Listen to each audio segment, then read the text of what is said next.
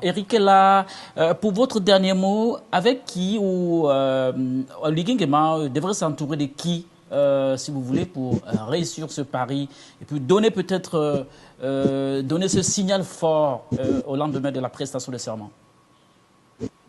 Avec les Gabonais, Bien sûr. effectivement, avec les Gabonais de tous les horizons, éviter des Gabonais impopulaires, pour ne pas dire les PDGistes qui n'ont pas bonne presse. Il faut dire les mots comme ils sont. Nous ne voulons plus voir ces PDGistes-là, des atalakoutistes, des gens qui vous disent ce que vous voulez entendre. On ne peut pas prospérer avec un conseiller qui ne vous conseille pas objectivement, qui vous conseille pour se faire remarquer et que vous le gardez auprès de lui. Ali Bongo aujourd'hui est mal perçu, mais je ne pense pas qu'Ali Bongo a géré le pays seul. Il a géré avec une équipe. Et un président de la République, c'est un leader. Il a entouré des techniciens, de Gabonais de tout, qui reviennent de partout. Donc, il faudrait qu'il fasse un casting avec toutes les générations, les jeunes, les plus jeunes et les anciens. Mais le plus important, c'est qu'il puisse coopter des gens qui ont bonne presse ou des gens qui sont inconnus au grand public.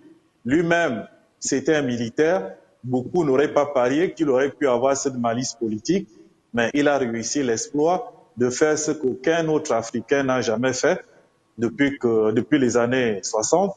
Donc, il faudrait que là, il fasse un casting objectif qui puisse permettre d'avoir la confiance des Gabonais pour que les Gabonais l'accompagnent par leurs prières, par leurs témoignages, par leur soutien. C'est très important et c'est un impératif.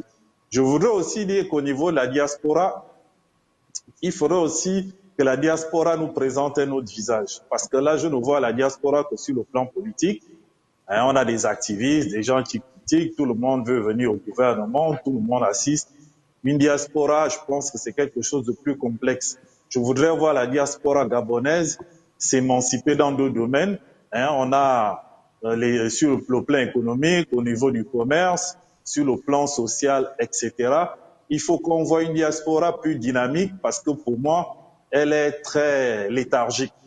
La diaspora gabonaise existe que quand on parle politique et pour d'autres choses, il n'y a pas un seul qui a marqué notre histoire ou qui a l'admiration des Gabonais parce qu'il a fait un immeuble, parce qu'il a ouvert une société, parce que, etc., etc.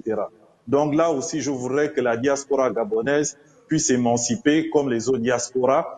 Je vous prendrai l'exemple du Cameroun. Quand vous allez au Cameroun, il ne manque rien. C'est vrai qu'on n'a pas la même démographie, mais il faudrait que la diaspora qui crie avoir l'expérience, qui crie avoir l'expertise, que cette expertise soit visible, que ce soit pas seulement de la théorie.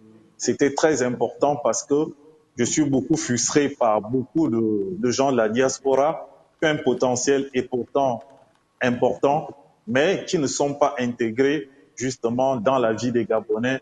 Et donc, ils sont perçus un peu comme des opportunistes qui viennent s'asseoir et se servir seulement sur le plan politique, même s'il y a des gens qui sont quand même différents. Je dirais celui qui est sur le plateau, j'ai eu à partager ce plateau avec lui plusieurs fois.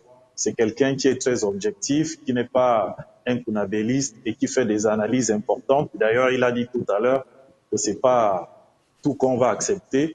On a besoin d'une diaspora avec les hommes debout, comme on le dit en Côte d'Ivoire, et c'est très important parce que ça va contribuer de façon significative à l'émancipation de notre pays à travers cette expertise internationale, je pense qu'il peut nous amener aussi très loin.